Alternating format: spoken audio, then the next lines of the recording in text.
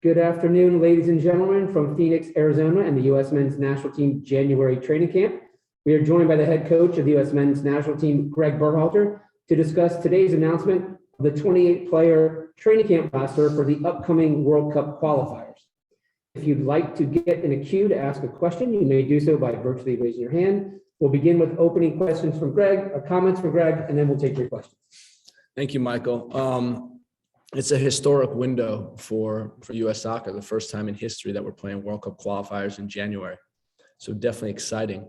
There was it was thinking about the roster composition. It was never easy to put that together based on game time of our players domestically, and then looking at the form of our European players.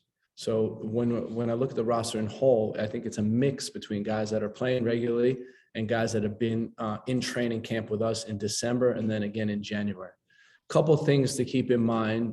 We have to be very cautious with COVID during this window.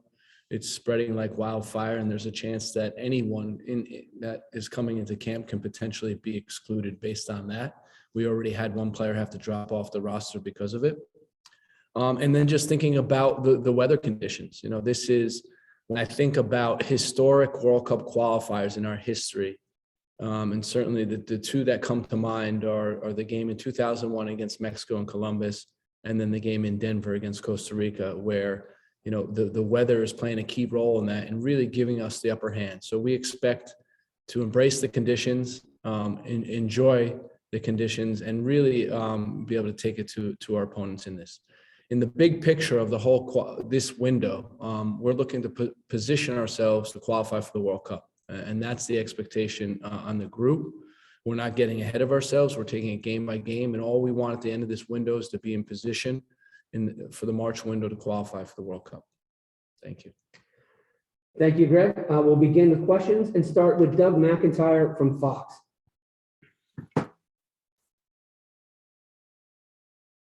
Thank you, Michael. Hi, Greg. Thanks for doing this. I want to ask you about two of the wingers that you brought in,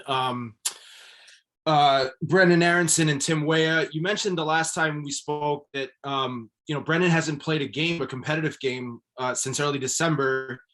Tim's obviously been out injured for a while. How much do you expect to be able to use these guys in these upcoming games? Are they going to be able to play all three? Do you look at them as subs? Just take me through that if you can. Thank you. Doug, there's some positions that we purposely, are loaded in for that case, that we don't expect the players to be 90 minutes fit. We expect to be approaching it in a platoon type of method where we put guys on, we take guys off, and we work that way. As long as they can go, they can play. When they can't give any more, then we sub them out.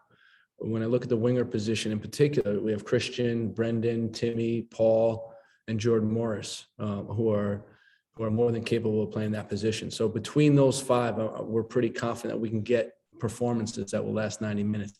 And the other position has been right back. Reggie's been playing regularly. DeAndre just got in and played 90 minutes the other day, but hasn't been such a regular. And Serginho hasn't been playing that often. So that's another position that we have to be cautious at. We have plenty of cover there. But overall, we think that the value of these guys, the value of a guy like Brendan and Tim is worth it, even though they're not 90-minute fit per se, although Brendan has played 3 friendly games for Salzburg in preseason. Next will be Brian Strauss from Sports Illustrated. Thanks, Michael. Hey, Greg. Maybe a bit of a follow-up on that. This window has obvious similarities to October, home away home in 7 days. You rotated most of the starting lineup between the first and second games in October. Considering how that unfolded and considering all the other issues that you just mentioned, are you thinking, how are you approaching it this time? How are you approaching that sort of concept of rotation? Do you think of it as more of a blend this time, or is it still sort of looking at kind of 2 distinct platoons of players? I think any of the 27 players that are called into camp have the opportunity to play. And we called them in the camp for the reason that we trust that they can perform on the field. And now it's about getting the lineups right in each game and competing in each game. I think when I look at the October window, although we got 6 points from it, we were disappointed with the Panama performance, but I'm not sure that's to do with rotation. I think it was an off day for us, and we know we can play better. So in this window, we have a strategy for each game, and we'll put players on the field that we feel can execute that strategy in each and every game. Next will be Stephen Gahn from the Washington Post. Hey, Greg. A lot of these guys haven't played a club match in quite a while. How much What do you does mean that by a weigh lot on? of them, Stephen? Well, a lot of the MLS guys. Okay, I thought you meant a lot of the whole squad. No, I'm sorry about that. How much did that weigh on you in terms of European guys in midseason versus some MLS guys who have been out of season but have been in your camps? That was the exercise. Basically, we looked at every position, and we had to evaluate how fit the guys were in each position and what they can give us in each position. And some guys, didn't get chosen from Major League Soccer because we didn't deem them fit enough or in form enough. And other guys made it because they were. Our last game was on December 18th, and a lot of the guys who carried onto this roster were on that roster. So they had a couple weeks off. Some of the guys in Europe had a couple weeks off. So, we pushed them hard this camp enough so that we're confident that they'll be fit enough to compete. And with the European guys, most of them have been playing. And if not, they've been training regularly and should be at a good level as well. We think fitness won't be an issue in this camp. Next will be Ron Blum from the Associated Press. Hi, Greg. Looking at some of the people you didn't take, Brooks, Buzio, DK, Pfox, Sargent, could you go into the reasoning for not taking them? And in Brooks's case, his form seems to be better of late. Is there anything beyond form with him? There's absolutely nothing beyond form with John. We think that he has the opportunity to play a role with us in the future. For this window, we decided based on how we're looking at these games and what are the strengths of our opponent, that he wouldn't be the best fit for this particular window. We're hoping that he regains his form for Wolfsburg and they start winning games and move themselves up the table, and he's a key part of that. So like any player, this isn't stuff that's written in stone. Just because a player's not in this camp, it doesn't mean he doesn't have a future with the program. And that goes for Jordan Pfox. It goes for Josh Sargent. We saw that he scored tonight. That's great news for Josh and great news for Norwich. It goes for guys like Tim Ream, John Brooks. And in Buzio's case, he was called in and he got COVID. And that's unfortunate, but he was part of the roster and we had to make changes. Next will be Grant Wall. Hi, Greg. Grant. I wanted to ask about Gio Reyna. I know he hasn't played yet in a game for Dortmund. What's his situation? He's close. He's close to getting back to training. He's training full. He's close to getting involved in the squad. And that was another one that it was a difficult decision. In the end, together with Gio, we thought the best thing for him to do is to stay at Dortmund, train these weeks, and try to get into their squad. That's vital for him because the big picture for Gio is him playing regularly for Dortmund. And that's absolutely crucial for him. He's done a great job rehabbing. He's gained a ton of muscle, and we think he's going to come out on the back end of this ahead of the game. Next, we'll go to Jeff Carlisle from ESPN FC. Thanks, Michael. Hi, Greg. I was wondering if you could just kind of explain the distribution of outside backs, if you will. Outwardly, it looks like you're a little heavy on the right. Who do you see besides Anthony giving you some minutes on the left? I think Serginho's an obvious choice, right? He's played there before for us in numerous games. So that's certainly a guy that we think can play there. We think DeAndre could play there if we needed to. We think Reggie could play there. We also think that Kellen Acosta can play there. So we think there's plenty of cover in both right back and left back position. We'll go to Sam Stejskal from The Athletic. Thanks, Michael. Thanks, Greg. Hope you're doing well. Wanted to ask about Jordan Morris. Obviously, it's his first qualifying call-up since the last cycle. He started for you guys in December. He's played with Seattle a few games to close the year. Where is he at from a fitness perspective, and how much, physically do you think you'll be able to lean on him this group?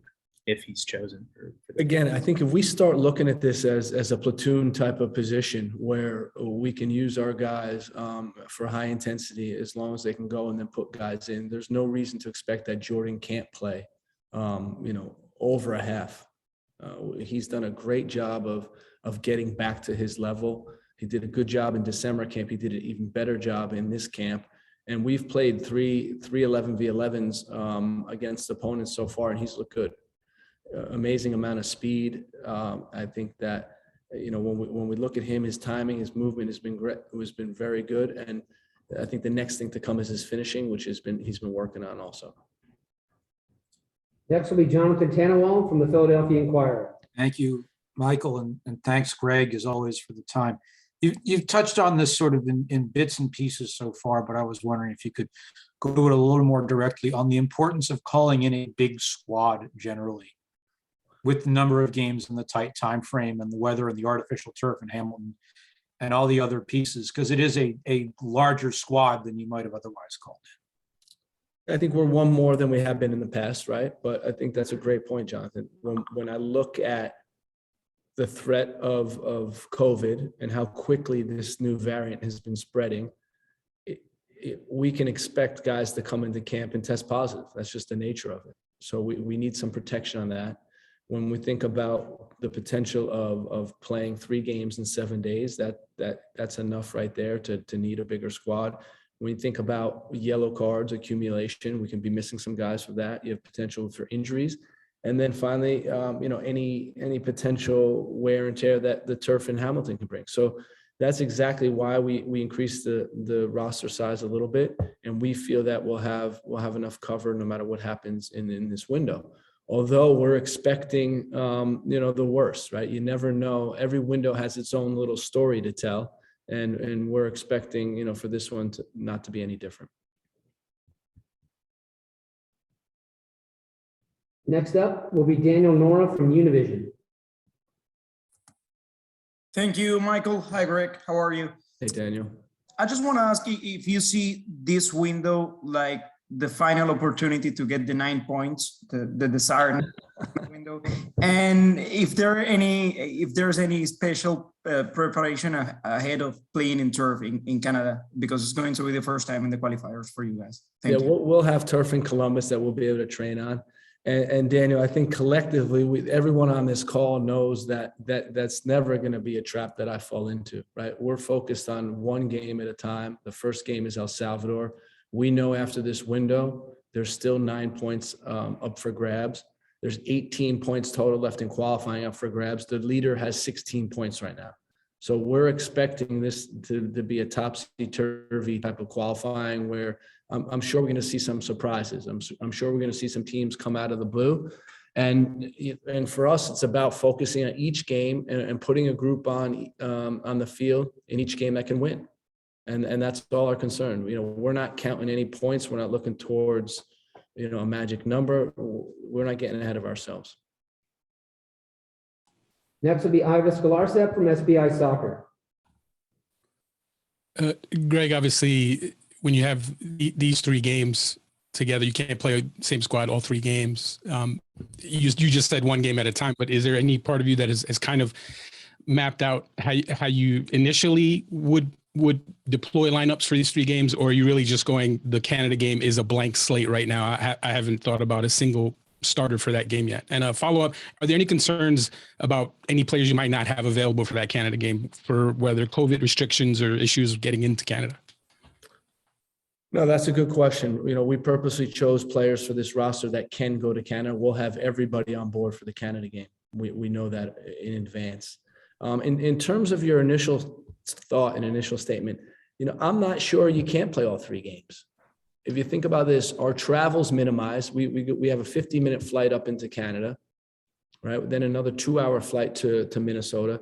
It's no different than a player performing for his club 3 games in a week. So I'm not ruling out a guy being able to play 3 games in a week. And in terms of our planning, I think we're well along with strategy planning for each game and how we're going to approach each game. The personnel will depend on, again, who gets into camp, who's able to train, who's able to perform, and we'll adjust from there. We'll go to Brian Sciaretta from American Soccer Now. Thank you, Michael, and thank you, Greg. Greetings from New Jersey. Right.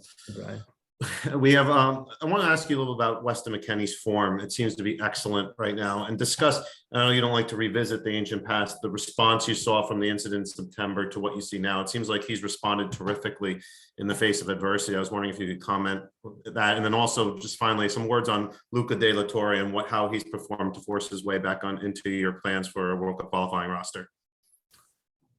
Yeah, so regarding Weston, he's probably in the form of his life, playing at a really, really high level. And that's good to see. As we move into World Cup qualifiers, it's always great to see guys who are in form. Look at Tyler Adams. He's a guy who's in form. Yunus Musa is in form as well. So that's great to see these guys, particularly in our midfield, doing a good job.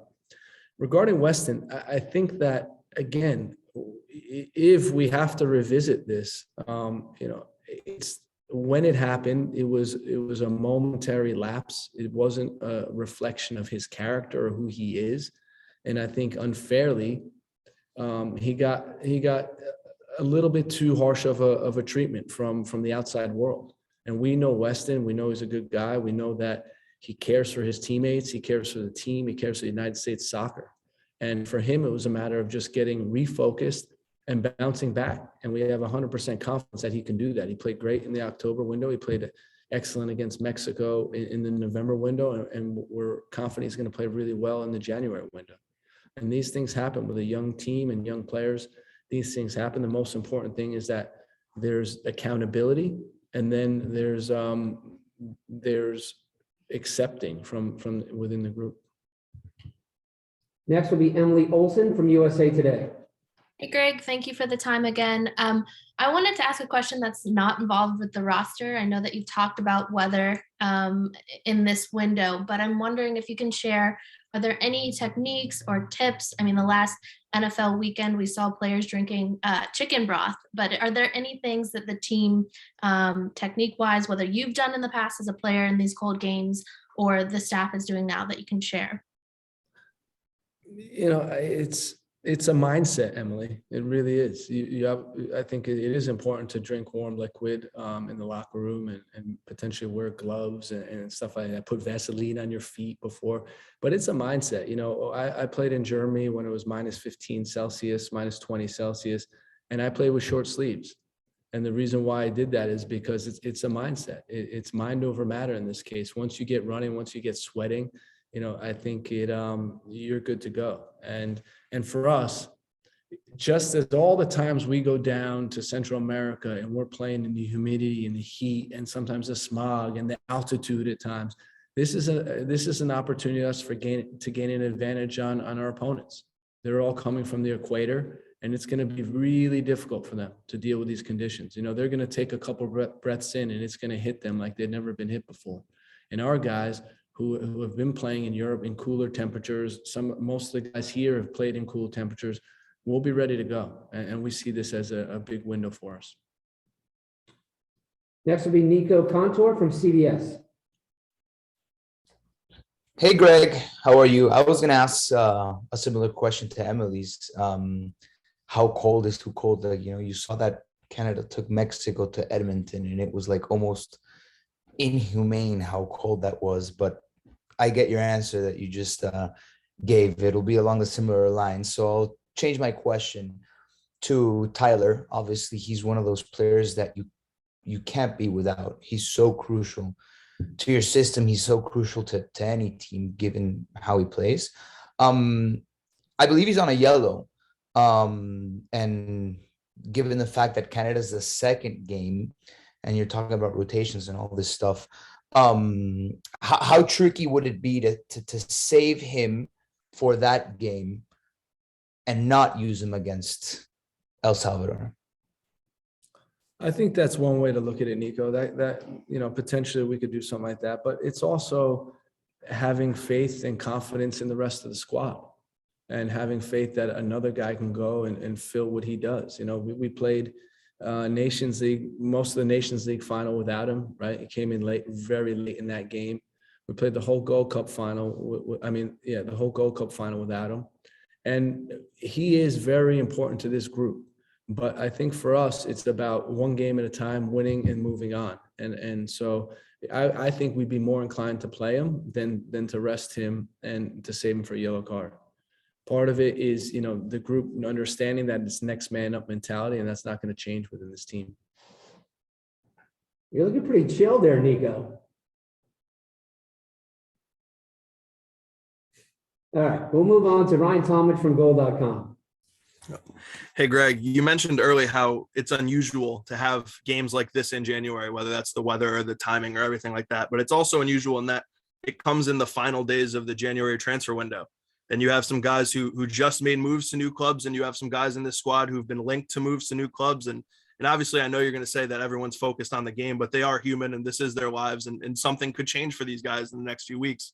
How do you kind of handle that as a team, as a group, individually, and what kind of goes into managing both balancing international commitments with club commitments going on? I think it's important to support the players, listen to the players. I'm always here to help with them and to have a conversation. I look at my role as a sounding board rather than someone that's trying to influence any type of player movement or where they go. I just want to support them and hear from them and, perhaps offer some advice, and that's about it.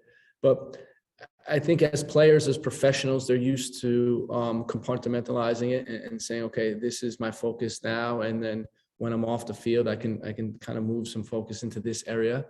And, I understand that there's transfer rumors with some of our guys, and that's part of it. That's always going to be part of it. But our greater goal and our goal as a group is to qualify for the World Cup. And we're going to be extremely focused on that in this window. We'll take two more questions for Greg and start with Kyle Bond. All right. Thank you, Greg. I appreciate it. Thanks for your time. Just wanted to ask you about Tim Ream. I know you've leaned on him heavily a lot in the past with a pretty young roster at times. Doesn't make the roster this time around, even though Fulham is in real good form as a whole team, but Tim as well. Can you talk about, the makeup for the defenders? I know you spoke about John earlier, but Ream also one of those who's in good form that just didn't make the cut. Yeah, and it was a difficult decision because from a build-up standpoint, Tim gives us everything we need. I think he's probably the best center back on the ball that we have, able to break lines passing and really set the tone from a passing perspective.